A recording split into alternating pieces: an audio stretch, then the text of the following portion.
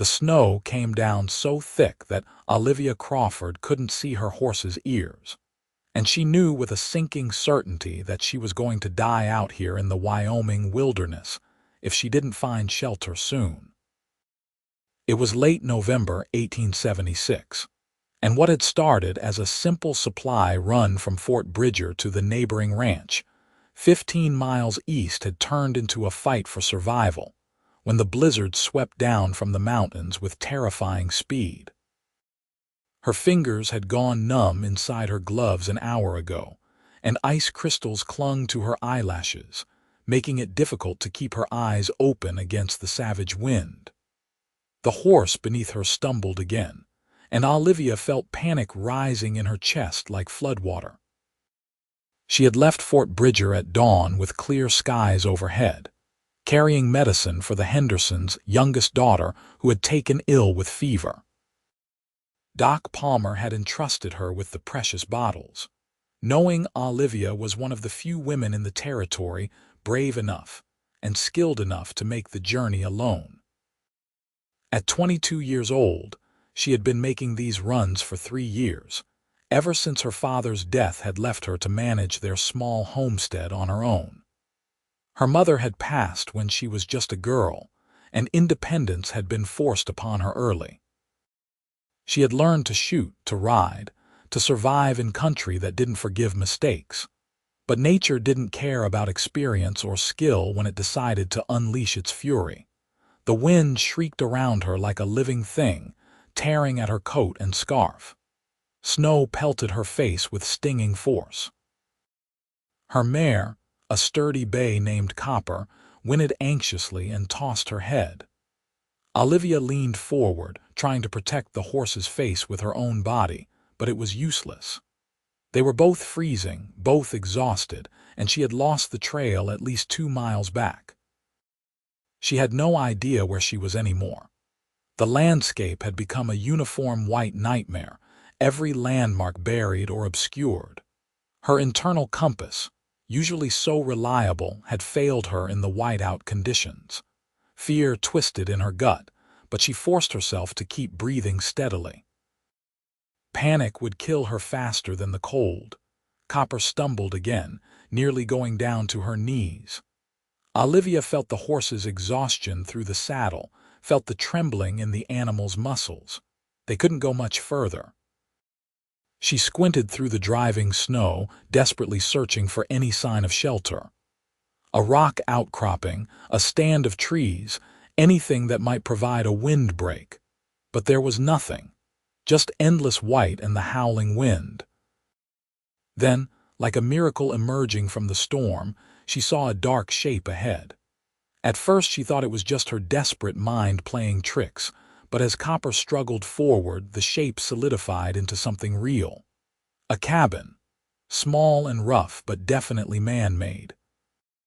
Smoke rose from a stone chimney, torn away by the wind almost immediately but unmistakable. Someone was home. Olivia urged Copper toward it with the last of her strength. The horse needed no encouragement, sensing shelter and warmth ahead. They stumbled through drifts that came up to Copper's chest, forcing their way forward foot by foot. Olivia's vision had started to blur at the edges, and she realized distantly that she was probably suffering from exposure. Her thoughts felt slow and thick, like cold molasses. She made it to what she thought was the front of the cabin and half fell, half slid from the saddle. Her legs buckled when her feet hit the ground, and she went down hard into the snow. The cold shocked through her, and for a moment she couldn't move, couldn't think. Then she heard a door opening, heard a man's voice shouting something she couldn't quite make out over the wind. Strong hands grabbed her under the arms, lifting her bodily from the snow. She tried to help, tried to get her feet under her, but her legs weren't cooperating properly. The man half carried, half dragged her toward the cabin door. She caught a confused impression of height and strength, of a dark coat and hat covered in snow, and then she was inside and the howling of the wind became muffled. The change was so dramatic that for a moment Olivia couldn't process it. The relative quiet felt strange after hours of that constant shrieking. Warmth began to register on her frozen skin, almost painful in its intensity. She was lowered onto something soft, a bed or cot, and she heard the man moving away. The door opened again briefly, letting in a blast of cold air, and then closed. She forced her eyes to focus, blinking away ice crystals. The cabin was small, just one room, but it was solid and well built. A fire burned in the stone fireplace, casting flickering orange light across rough wooden walls. There was a bed where she lay, a small table with 2 chairs, shelves lined with supplies, and various tools and equipment hanging from pegs. Everything was neat and orderly, the home of someone who lived alone and took pride in their space. The door opened again, and the man came back in, this time leading Copper. The horse's sides were heaving, and snow covered her from head to tail. The man closed the door firmly behind them and immediately began stripping the saddle and bridle from the exhausted animal. Olivia tried to sit up, tried to help or at least thank him, but her body wasn't responding properly yet. The man worked with quick efficiency, rubbing Copper down with a rough blanket, checking her legs and hooves for injury. Only when he was satisfied that the horse was being cared for properly did he turn his attention back to Olivia. He crossed the small space in 2 strides and knelt beside the bed, and for the first time, Olivia got a clear look at her rescuer. He was perhaps 26 or 27, with a lean, weathered face that spoke of years spent outdoors. Dark hair fell across his forehead, damp from melted snow, and his eyes were a striking pale blue that seemed to see right through her. He had strong features, a straight nose and firm jaw, with a few days' worth of stubble darkening his cheeks. There was something competent and calm about him, a steadiness that immediately made her feel safer. "Can you talk?" he asked, his voice deep and surprisingly gentle. "Tell me your name." "Oh, Olivia," she managed through chattering teeth. "Olivia Crawford. I'm Bennett Xavier," he said. "You're lucky I saw you when I did. Few more minutes and you'd have frozen solid out there." His hands moved to her coat, beginning to unbutton it. "I need to get these wet things off you. No arguments." Olivia knew he was right, but some ingrained sense of propriety made her tense. He noticed immediately and paused, meeting her eyes. "Madam, I'm not going to compromise you, but if you don't get warm and dry, you're going to die," he said bluntly. "I've seen frostbite and exposure before. It's not pretty. I'll turn my back while you change, but you need to do it now." He stood and moved to a trunk at the foot of the bed, pulling out a heavy wool shirt and thick socks. He set them beside her and then turned to face the wall, his back rigid with deliberate propriety. Olivia's frozen fingers fumbled with her coat buttons, her movements clumsy and slow. Everything felt wrong, disconnected. She managed to get the coat off, then her outer dress, but her fingers couldn't manage the smaller buttons on her inner layers. "I need help," she admitted quietly, hating the weakness in her voice. Bennett turned back, keeping his eyes carefully on her face. He helped her with the buttons, his movements brisk and impersonal, like a doctor tending a patient. When she was down to her chemise, he handed her the wool shirt and turned away again while she pulled it on. It was enormous on her, hanging almost to her knees, but it was dry and warm. She peeled off her wet stockings with numb fingers and pulled on the thick socks he had provided. "I'm decent," she said. Bennett turned back and nodded with satisfaction. Then, without warning, he scooped her up from the bed. Olivia gasped in surprise as he carried her to the fireplace and set her down in one of the chairs, pulling it closer to the flames. He grabbed several blankets from the bed and wrapped them around her, tucking them in with the practiced ease of someone who knew survival protocols. "Stay there," he ordered. Don't move away from the fire until I say so." He moved to the stove in the corner and began working, filling a pot with water from a bucket and setting it to heat. Olivia watched him through half-closed eyes, feeling warmth slowly seeping back into her body. It hurt, 1,000 pinpricks of pain as sensation returned to her extremities, but it was a good hurt. It meant she wasn't going to lose any fingers or toes to frostbite. Bennett moved around the cabin with purpose, checking on copper, building the fire higher, pulling food from his stores. The horse had stopped shivering and stood hipshot in the corner, eyes drooping with exhaustion. Bennett had tied her loosely to a support beam and put a bucket of water and some hay within reach. Not ideal accommodations for a horse, but better than freezing to death outside. "Thank you," Olivia said finally, her voice stronger now. "You saved my life." "What the hell were you doing out there?" Bennett asked, not unkindly. He didn't look at her, focused on his tasks.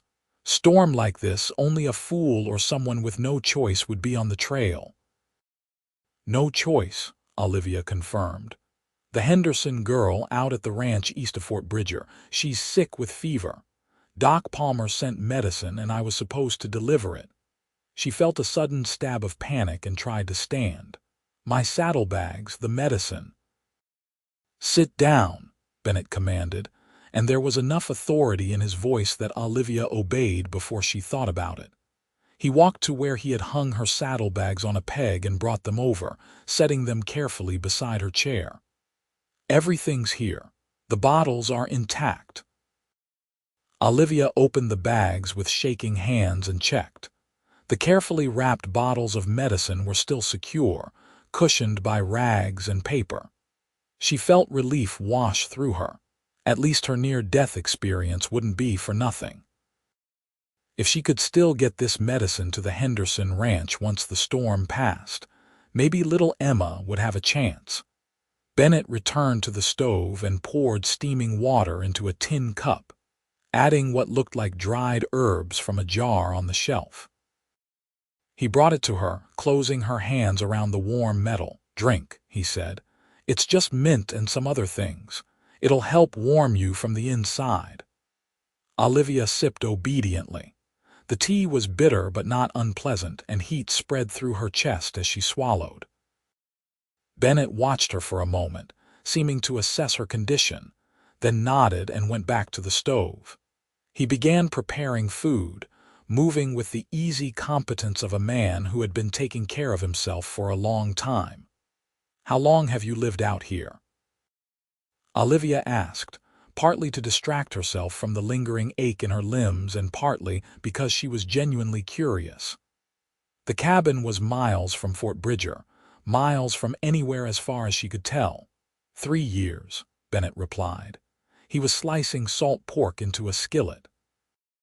"I've got a small herd of cattle I'm building up, planning to have a proper ranch someday, but for now it's just me and the work." "You're out here alone." The isolation seemed staggering. Olivia lived alone too, but her homestead was close enough to Fort Bridger that she could reach town in less than an hour's ride. She saw people regularly, had neighbors she could call on if needed. "Mostly," Bennett said. "Suits me fine. I come from a big family back in Kansas." "Too many people, too much noise, too many opinions about what I should do with my life." There was something in his tone that suggested old wounds, old arguments. "Out here, I'm my own man. I work for myself, answer to no one." Olivia understood that sentiment better than he probably realized. After her father's death, well-meaning folks in Fort Bridger had tried to convince her to sell the homestead, to move to town and find work as a seamstress or cook, to live with one family or another in exchange for helping with household chores. The idea of giving up her independence, of placing herself under someone else's authority, had been unbearable. She had chosen the hard life of working her own land instead. "I know what you mean," she said quietly. Bennett glanced at her, and something passed between them, an unspoken recognition. He turned back to his cooking without commenting, but Olivia thought she saw the corner of his mouth quirk up slightly. The storm continued to rage outside, wind battering the cabin walls and snow piling up against the door. Inside, though, it was warm and surprisingly comfortable. The smell of cooking food filled the small space, making Olivia's stomach growl. She couldn't remember the last time she had eaten. Breakfast, maybe, before she left Fort Bridger. Bennett finished preparing the meal and brought 2 plates to the table. He helped Olivia move from the chair by the fire to one of the table chairs, his hand steady under her elbow. She was stronger now, her body responding properly again, but she appreciated the courtesy. They sat down across from each other, and Olivia looked at the simple meal of fried salt pork, beans, and hard biscuits with genuine hunger. "It's not fancy," Bennett said. "It's perfect," Olivia assured him and meant it. They ate in comfortable silence for a while. Olivia found herself studying Bennett when she thought he wasn't looking. There was something appealing about his quiet competence, the way he moved with purpose and certainty. He wasn't handsome in the conventional sense, but he had good bones, and those striking blue eyes were arresting. More than that, though, there was a quality of solidity about him, a sense that he was someone who could be relied upon. "The storm should blow through by morning," Bennett said eventually. "These early-season blizzards come on fast, but they don't usually last long.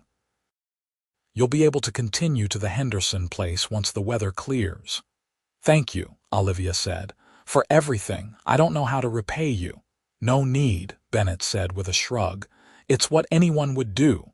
But Olivia knew that wasn't true. There were plenty of men who would have taken advantage of a woman alone and vulnerable, storm or no storm. The fact that Bennett had been nothing but respectful and proper spoke volumes about his character.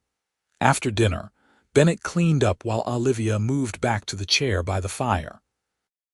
Her clothes were hanging on pegs near the heat, drying slowly. She felt awkward sitting there in Bennett's shirt with blankets wrapped around her, but there was nothing to be done about it. Propriety was a luxury that survival didn't always allow. Bennett settled into the other chair by the fire, a book in his hands. Olivia was surprised to see it, surprised that he was a reading man. He noticed her expression and raised an eyebrow. You didn't expect a cowboy to read. There was amusement in his voice, not offense. "I didn't mean anything by it," Olivia said quickly. "It's just rare out here. Most folks don't have much schooling." "My mother was a school teacher," Bennett explained. "She made sure all her children could read and write properly. I've got maybe a dozen books here. I reread them throughout the winter when there's not much else to do." "What are you reading now?" He showed her the cover. It was a collection of Shakespeare's plays, well-worn and obviously much read. Olivia felt a spark of delight.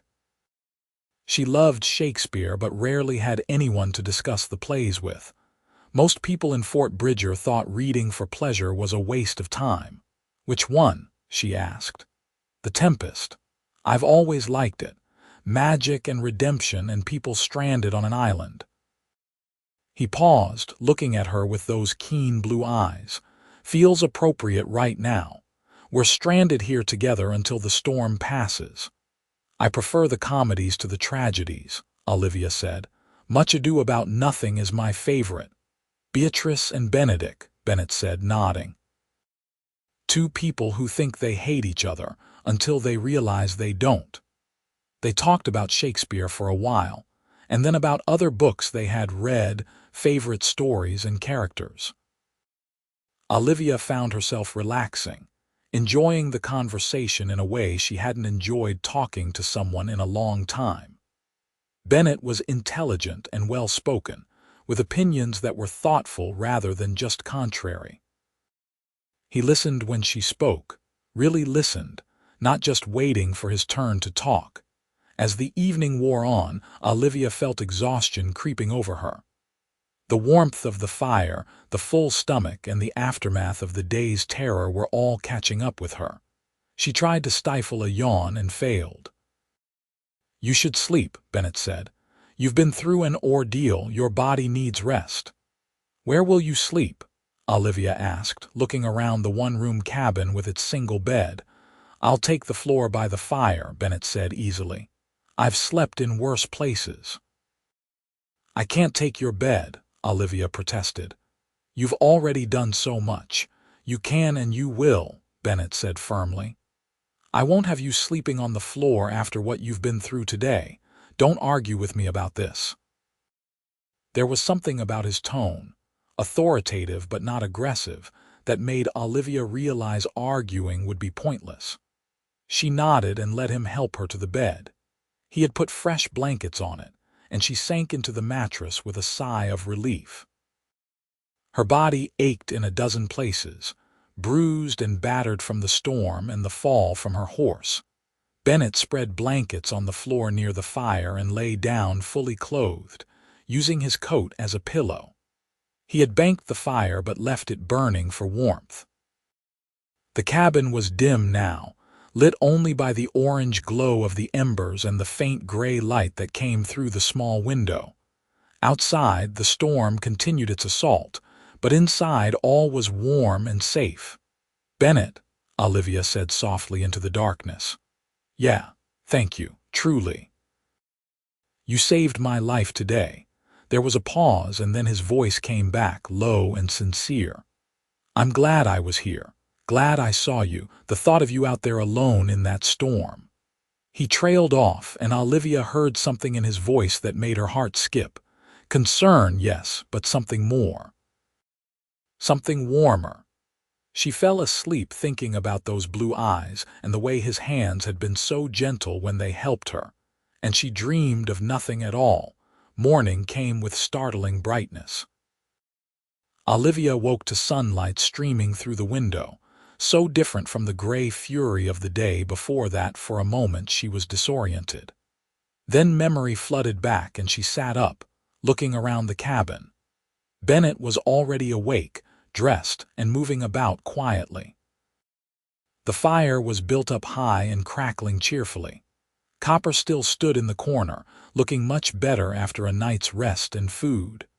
"Good morning," Bennett said when he saw she was awake. "Storm blew through just like I thought it would. It's clear out there now, though cold as hell." Olivia pushed back the blankets and stood, still wearing Bennett's oversized shirt. Her clothes were dry now, hanging by the fire. She felt immediately self-conscious, but Bennett had already turned away, giving her privacy. She quickly changed back into her own things, grateful for the familiar weight of her dress and coat. When she was dressed, she joined Bennett at the table for a breakfast of coffee, biscuits, and leftover beans. They ate quickly, both aware that she needed to get back on the trail. The Henderson girl was still waiting for that medicine, and every hour counted when a child was sick. "I'll saddle Copper for you," Bennett said after they finished eating. "But I'm riding with you to the Henderson place. It's not safe for you to go alone, not after yesterday." "You don't have to do that," Olivia said, though secretly she was relieved. The thought of heading back out into that wilderness alone made her stomach clench with remembered fear. "I know I don't have to," Bennett said. "I want to. Besides, it's on my way. I need to head into Fort Bridger for supplies anyway." He saddled both horses efficiently, and within an hour they were mounted and ready to go. The world outside the cabin was transformed, buried under 2 feet of fresh snow that sparkled blindingly in the morning sun. The sky was a hard, bright blue, cloudless and beautiful. It was difficult to believe that same sky had unleashed such fury just hours before. They rode side by side, the horses breaking trail through the deep snow. It was slow going, but Copper seemed fully recovered from her ordeal, and Bennett's gelding, a sturdy roan named Rusty, was sure-footed and strong. Bennett navigated with easy confidence, pointing out landmarks that Olivia had missed in the storm, showing her where she had veered off the trail. "You weren't actually that far from the Henderson place when you found my cabin," Bennett told her. "Maybe 3 miles, but you were heading in the wrong direction. The storm had turned you around completely." Olivia shuddered, thinking about how close she had come to disaster. If she hadn't stumbled across Bennett's cabin, she would have ridden further and further away from help until she and Copper both collapsed. They would have been found in the spring, frozen shapes under melting snow. "Hey," Bennett said gently, reading her expression. "Don't think about it. You're safe. That's what matters." They talked as they rode, conversation flowing easily between them. Bennett told her about his plans for his ranch, about the cattle he was raising and the additional land he hoped to buy. He spoke about wanting to build something lasting, something that would be his legacy. Olivia found herself telling him about her own homestead, about the struggles and the small victories, about the satisfaction of being independent even when it was hard. "Most men don't think a woman should be living alone and working her own land," Bennett said. "I imagine you've heard that plenty." "More times than I can count," Olivia confirmed. "They think I should get married, let a man take care of things. But I've been taking care of myself just fine for 3 years now. I don't need someone to rescue me." "No," Bennett agreed, and there was approval in his voice. "You don't need rescuing. Yesterday was just bad luck and worse weather. Anyone could have gotten caught in that storm." Olivia appreciated that he didn't treat her survival skills as somehow lesser just because she was a woman. Too many men assumed women were helpless, incapable of handling the demands of frontier life. Bennett seemed to judge people on their actions rather than their gender. They reached the Henderson ranch by mid-afternoon. The family came rushing out when they saw riders approaching, relief and hope bright on their faces. Olivia dismounted and quickly handed over the medicine to Mrs. Henderson, who clutched the bottles like they were made of gold. "Doc Palmer's instructions are in here," Olivia said, pulling a folded paper from her saddlebag. "He wrote down exactly how much to give her and when." "Bless you," Mrs. Henderson said fervently. "Bless you for coming all this way. We were so worried when the storm hit. We thought you might turn back." "I was already too far along to turn back safely," Olivia said, "but I had help." She gestured to Bennett, who had dismounted and was standing a polite distance away. "Bennett Xavier. He gave me shelter during the worst of it." Mr. Henderson came over and shook Bennett's hand vigorously. "We're in your debt, sir, if anything had happened to Miss Crawford because of us." "She's fine," Bennett said simply. "That's what matters. I hope your daughter recovers quickly." The Hendersons insisted they come inside for a hot meal and rest, but Bennett declined politely. He wanted to reach Fort Bridger before dark, he said, and still had a few hours of riding ahead. Olivia, too, was eager to get home. She had been away longer than planned, and there were chores that needed doing. They took their leave and headed back toward Fort Bridger together. The trail was easier now, following well-worn paths that served the various ranches in the area. They rode in comfortable silence for a while, and Olivia found herself acutely aware of Bennett's presence beside her. The easy camaraderie they had developed over the past hours felt precious somehow, something she didn't want to lose. "Will you come to town often?" she asked, trying to sound casual. "For supplies and such. Once a month or so in the winter," Bennett said. "More often in the warmer months when the trail is easier." "You should stop by my place when you do," Olivia said. The words came out before she could second-guess them. "It's just south of Fort Bridger, about a mile out. Small cabin with a red door and a split-rail fence. I usually have coffee on and I'd be happy for the company." Bennett looked at her, and a slow smile spread across his face, transforming his features from merely pleasant to genuinely handsome. "I'd like that," he said. I'd like that a lot. They rode on, and Olivia felt warmth in her chest that had nothing to do with the sun overhead. Something had shifted between them during their time together. Some connection had formed. She didn't know what it meant yet, didn't know where it might lead, but she wanted to find out. As they approached Fort Bridger in the late afternoon light, Bennett pulled his horse to a stop. Olivia stopped beside him, looking at him questioningly.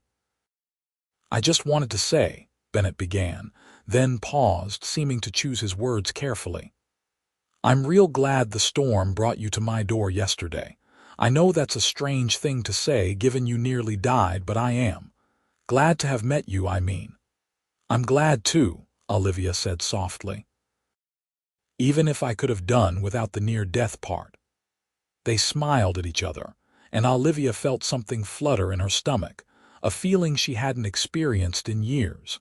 Not since before her father died, before survival became her only focus. It was exciting and terrifying all at once. "I'll see you soon," Bennett promised. "That's not just talk, I mean it." "I'll hold you to that," Olivia replied. They parted ways at the edge of town, Bennett heading to the general store and Olivia turning toward home. As she rode the last mile to her cabin, copper plodding wearily beneath her, Olivia couldn't stop thinking about Bennett Xavier. About his calm competence, his kindness, his intelligence. About the way he had looked at her, like she was someone worth knowing. The next few weeks passed in their usual rhythm of chores and survival. Winter had truly set in, and Olivia spent her days caring for her few chickens, maintaining her cabin and doing odd jobs in town when the weather permitted. She hauled water, chopped wood, mended fences, and did all the 100 other tasks that frontier life demanded. It was hard work, exhausting work, but it was hers, and through it all she thought about Bennett. She found herself checking the trail south whenever she was outside, wondering if today would be the day he came to visit. She told herself not to be foolish, that he was probably just being polite and had no real intention of calling on her. But she couldn't quite squash the hope. Then, on a cold December morning 3 weeks after the blizzard, she looked out her window and saw a rider coming up the trail. Her heart leaped, and she quickly patted down her hair, straightened her dress, and tried to compose herself before going to the door. She didn't want to seem too eager.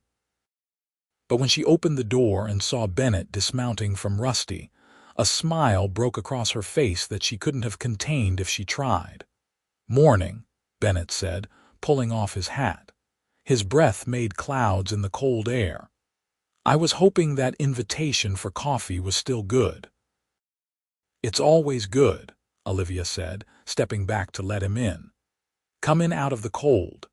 Bennett tied Rusty to the hitching post and came inside, stomping snow from his boots. Olivia's cabin was smaller than his, just one room like his but somehow feeling more like a home. There were curtains on the window, a colorful quilt on the bed, and small touches of personality that his place lacked. Books lined a small shelf, and dried herbs hung from the rafters. It smelled like bread and wood smoke, and something floral he couldn't identify. Olivia poured coffee from the pot on the stove, and they sat at her small table, hands wrapped around warm mugs. For a moment neither spoke, suddenly shy now that they were face to face again after weeks apart.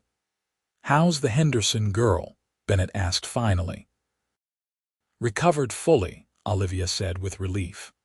"Doc Palmer said the medicine worked perfectly. She was up and running around within a week." "That's good, real good." More silence, but it wasn't uncomfortable. Olivia studied Bennett over the rim of her coffee mug, noting details she hadn't paid attention to before. The small scar above his left eyebrow, the way his hair curled slightly at the nape of his neck, the calluses on his hands that spoke of hard work. "I thought about you," Bennett said abruptly. "These past weeks, thought about you a lot, actually." Olivia's heart stuttered. "I thought about you too."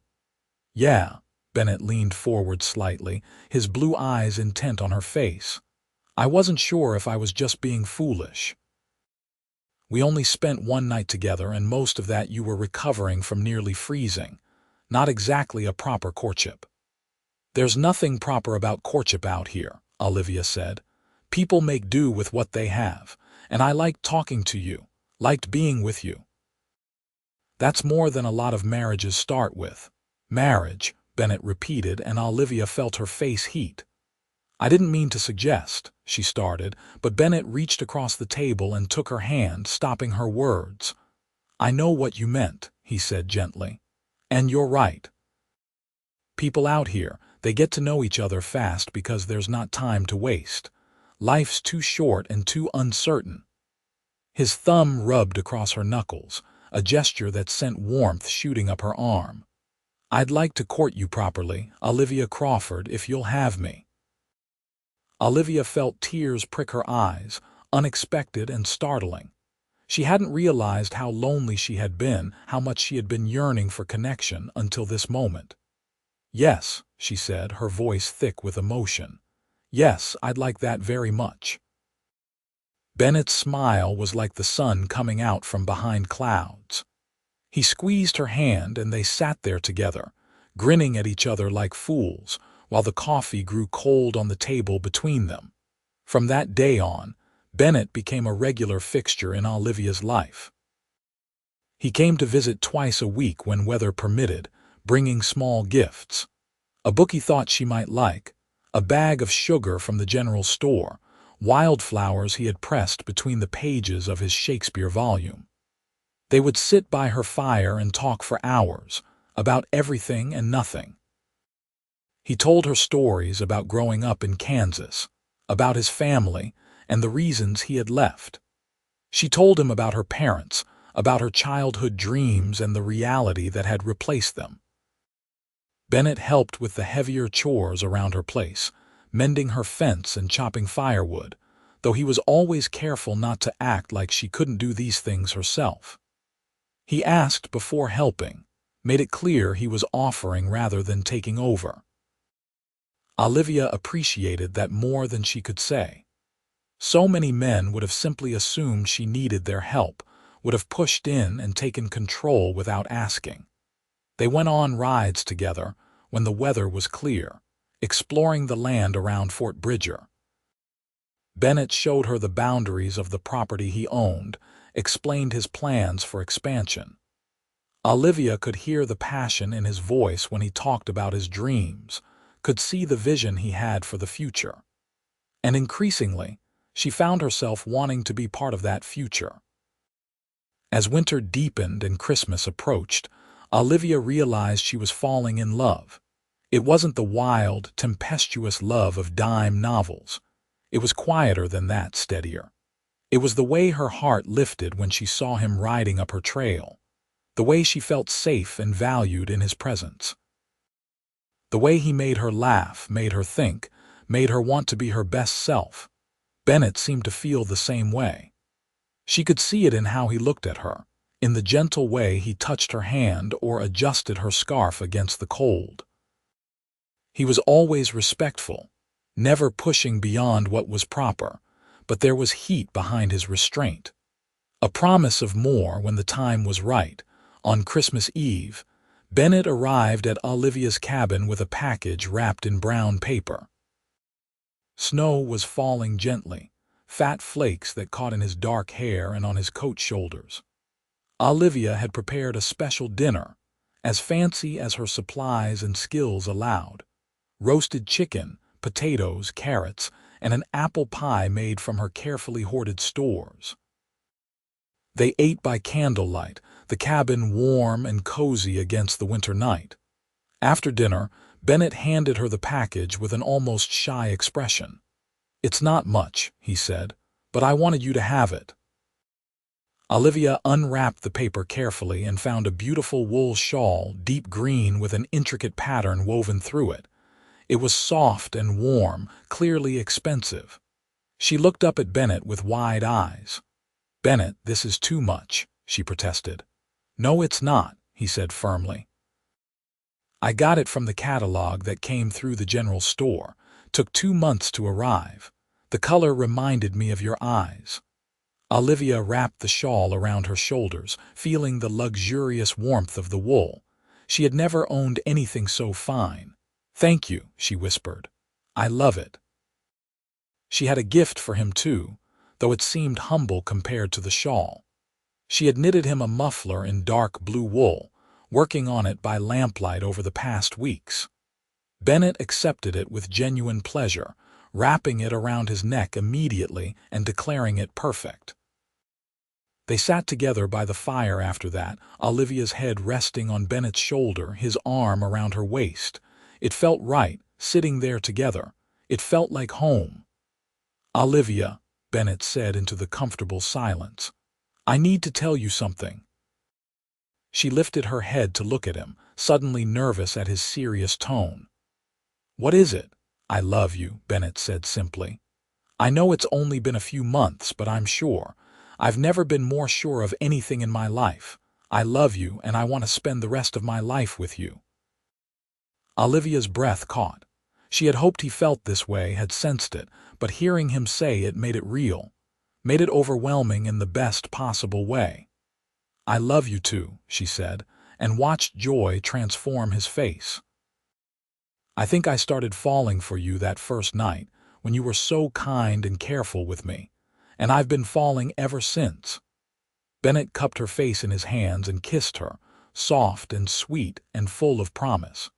It was Olivia's first real kiss, and it made her head spin and her heart race. When they pulled apart, both were breathing hard, eyes locked on each other. "Marry me," Bennett said. "Please, Olivia, be my wife." "Yes," Olivia said without hesitation. "Yes, absolutely yes." They kissed again, and this time there was more heat to it, more urgency. But Bennett pulled back after a moment, resting his forehead against hers. "I want to do this right," he said, his voice rough. "I want you to have a proper wedding to be my wife before we—" He trailed off, but Olivia understood what he meant. "How long?" she asked. "How long until we can be married?" "I'll talk to the preacher tomorrow," Bennett promised. "We can be married as soon as you're ready. Next week if you want." "Next week is perfect," Olivia said and kissed him again. They were married on New Year's Day, 1877, in the small church in Fort Bridger. It was a simple ceremony, with just a few friends and neighbors in attendance. Olivia wore her best dress with the green shawl Bennett had given her, and he wore a new suit he had purchased specially for the occasion. They spoke their vows with steady voices and shining eyes, promising to love and cherish each other for as long as they both should live. After the ceremony, there was a small celebration at the saloon, which the owner had closed to regular business for the occasion. There was food and music and dancing, and everyone toasted the happy couple's health and future. Olivia danced with her new husband, her head spinning with joy and possibility. That night, Bennett took her to his cabin, which would now be their home. He carried her over the threshold, both of them laughing at the old tradition, and set her down gently inside. The cabin had been transformed. Bennett had cleaned everything until it shone, had hung new curtains and bought a new quilt for the bed.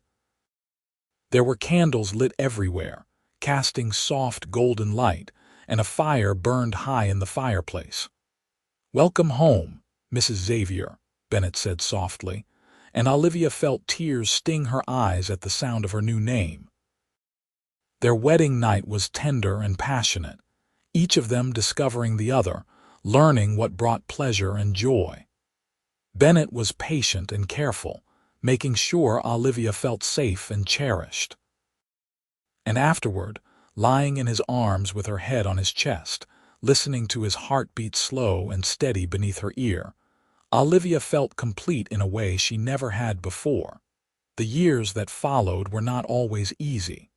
Frontier life never was.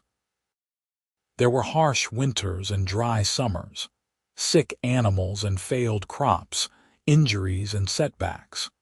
But they faced everything together, and that made all the difference. Olivia moved her few possessions to Bennett's cabin, and they began building their life as a married couple. She brought her books and her quilts, her chickens and her determination. Bennett brought his strength and his vision for the future. Together, they worked to build something lasting. They expanded the ranch slowly, carefully, buying cattle when they could afford them and land when it came available. Olivia proved to have a natural talent for managing the finances, keeping careful records and making sure they stayed within their means. Bennett handled the physical work of ranching, caring for the animals and maintaining the property. But they consulted on every major decision, true partners in every sense. In their second year of marriage, Olivia became pregnant. She gave birth to a daughter in the spring of 1879, a healthy baby girl with Bennett's blue eyes and Olivia's dark hair. They named her Rose after Olivia's mother, and Bennett was so proud he practically glowed. He was a devoted father, gentle and patient with his tiny daughter. Rose was followed by a son 2 years later, whom they named Thomas after Bennett's father, and then another daughter, Clara, 2 years after that. The cabin that had once housed a solitary cowboy was now filled with the noise and chaos of family life, and Bennett couldn't have been happier. They expanded the cabin over the years, adding rooms as the family grew. Bennett and Olivia's bedroom, a separate room for the girls, one for Thomas. A larger kitchen where Olivia could cook and the children could do lessons at the table. It was still humble compared to the grand homes back east, but it was theirs, built with their own hands and filled with love. The ranch prospered under their joint management. By 1885, they had one of the most successful operations in the area, with over 100 head of cattle and several horses. They employed a few ranch hands during the busy seasons, and Bennett had achieved his dream of being a true rancher, a man of substance and standing in the community. But for all their success, the thing Bennett and Olivia valued most was each other and their family. They never forgot those early days, never took for granted the miracle that had brought them together. Every anniversary, Bennett would joke that the blizzard that nearly killed Olivia was the best thing that ever happened to him, and Olivia would swat his arm and laugh and tell him he was terrible for saying so. But secretly, she agreed. If she had to nearly freeze to death to find this love, this life, it had been worth it. On their 10th wedding anniversary, Bennett surprised Olivia with a trip to town. He had arranged for one of their hands to watch the children for the evening, and he took her to dinner at the hotel restaurant, the fanciest establishment Fort Bridger had to offer. They dressed in their best clothes and sat across from each other at a white-clothed table, feeling both sophisticated and faintly ridiculous. "You remember that first night?" Bennett asked, reaching across the table to take her hand. "When I pulled you in from the storm."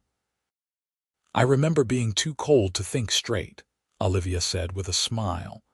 "I remember thinking you had very blue eyes and very warm blankets." "I remember thinking you were the bravest woman I'd ever met," Bennett said, "riding out in that storm to help a sick child. Risking your life for someone else's daughter. I think I fell in love with you right then, even though I didn't know it yet." "I was terrified," Olivia admitted.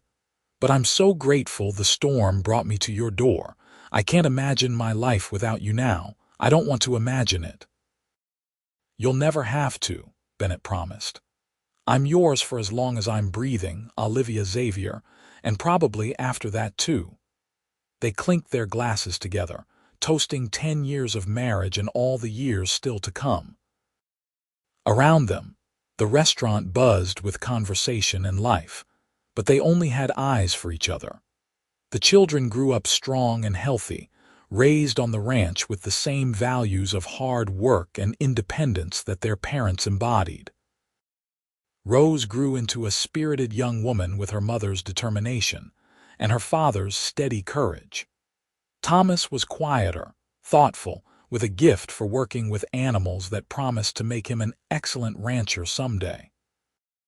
Clara was the wild one, always climbing trees and chasing after her older siblings, full of laughter and mischief.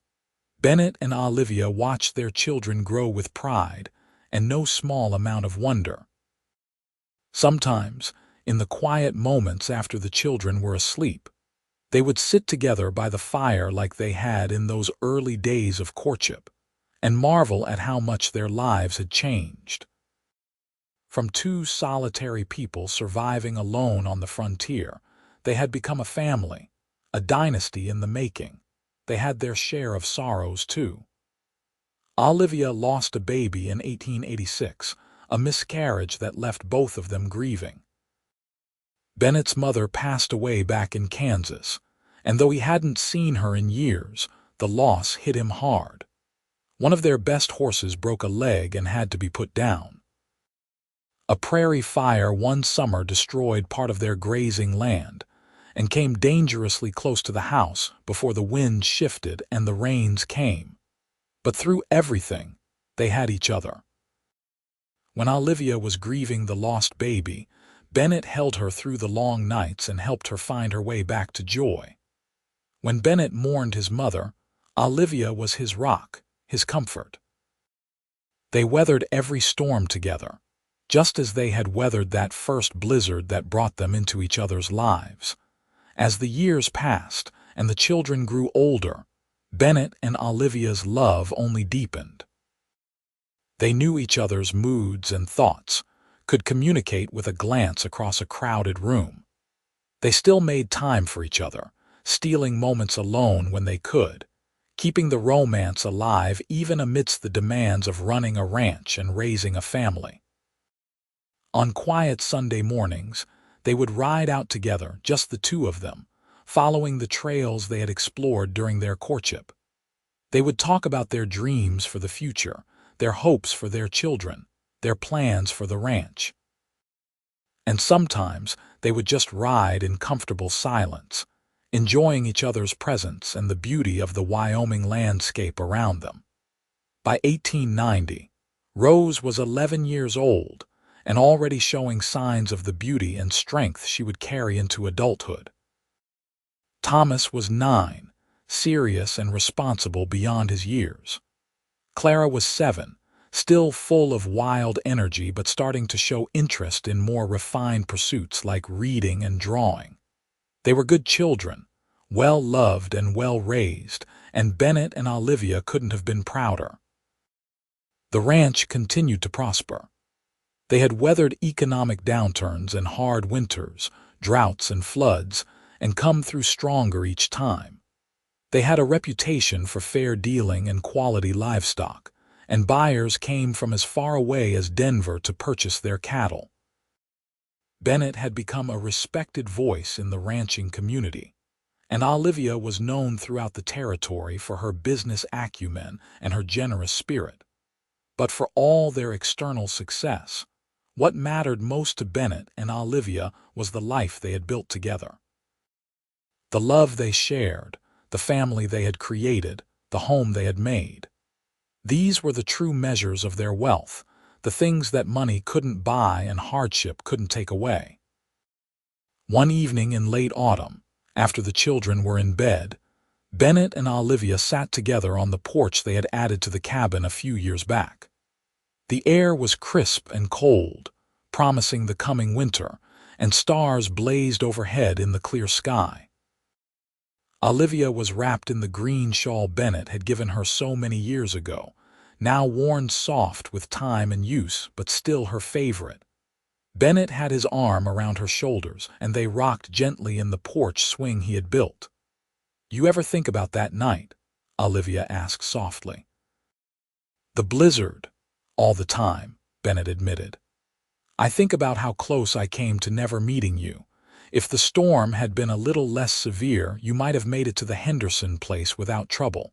If it had been a little worse, you might not have found my cabin. There were so many ways we might have missed each other." "But we didn't," Olivia said. "We found each other. Against all odds, in the middle of nowhere, in the worst storm of the season, we found each other. Fate, Bennett said, and there was wonder in his voice. It has to be fate.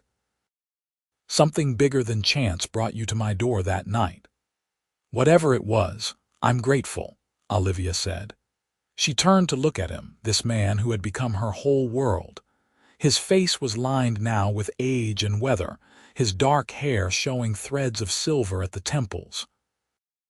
But his eyes were still that striking blue, still filled with warmth and love when he looked at her. I love you, Bennett Xavier. I love you more today than I did when we married, and I'll love you more tomorrow than I do today. Bennett kissed her, soft and lingering, a kiss that held 13 years of shared life and love. I love you too, Olivia. You're the best thing that ever happened to me. You and our children, this life we've built. It's more than I ever dreamed possible. They sat there together as the night grew darker and colder, reluctant to go inside and end the moment. Around them, the ranch was quiet, the cattle settled in for the night, the horses dozing in the barn. Inside the cabin, their children slept safe and warm. It was a moment of perfect peace, the kind that comes from knowing you are exactly where you belong, with exactly the right person. Eventually, the cold drove them inside. They banked the fire and checked on the children, then went to their own room and climbed into bed together. Bennett pulled Olivia close, her back to his chest, his arm around her waist. It was how they always slept, curled together like spoons in a drawer. "Good night, my love," Bennett whispered against her hair. "Good night," Olivia replied, already drifting toward sleep. Outside, the first snowflakes of winter began to fall, gentle and slow. But inside the cabin, all was warm and safe.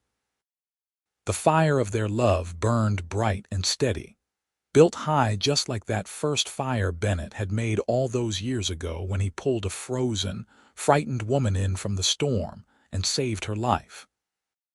He couldn't have known then that in saving her, he was also saving himself, filling the loneliness of his solitary existence with love and laughter and purpose.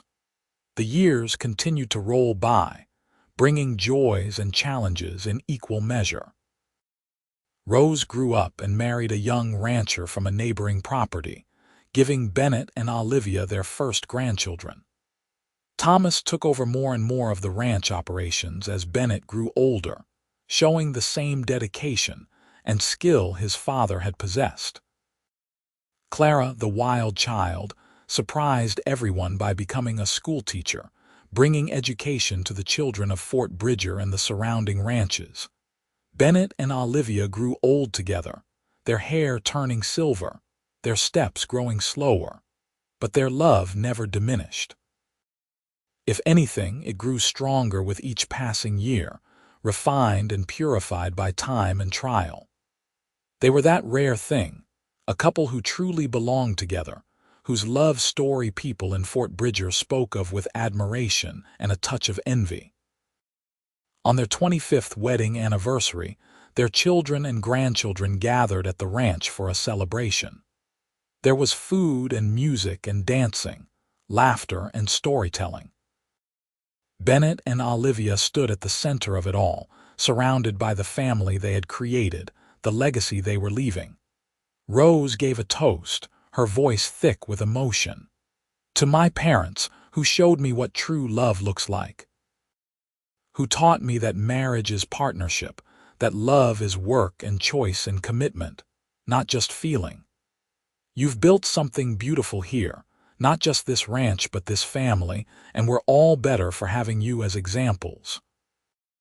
Everyone raised their glasses, and Bennett and Olivia looked at each other with tears in their eyes. This, all of this, had started with a blizzard and a lonely cabin and two people brave enough to open their hearts to possibility. As the celebration continued around them, Bennett leaned close to Olivia and whispered, "Thank you for saying yes. Thank you for choosing this life with me." "Always," Olivia whispered back. "In this life and whatever comes after. Always." They danced together as the sun set, moving slowly to music played by their son on the fiddle, surrounded by the people they loved most in the world. And if their steps were slower than they had been 25 years ago on their wedding day, their hearts were just as full, their love just as strong. The blizzard had trapped her miles from home, and the cowboy had pulled her inside and built the fire high. And from that desperate moment of need and rescue had grown something beautiful and enduring, a love that had weathered every storm and burned bright through every season. It was a story they told their grandchildren, a legacy they passed down through generations. The story of how two lonely people found each other in the midst of a Wyoming blizzard and built a love that would last forever. Years later, when they were both old and gray, sitting together on their porch watching their great-grandchildren play in the yard, Bennett would sometimes turn to Olivia and say, "Best storm I ever lived through." And Olivia would smile and take his hand and reply, "Best rescue I ever needed." And the fire of their love would continue to burn, high and bright and warm, just as it had from that very first night.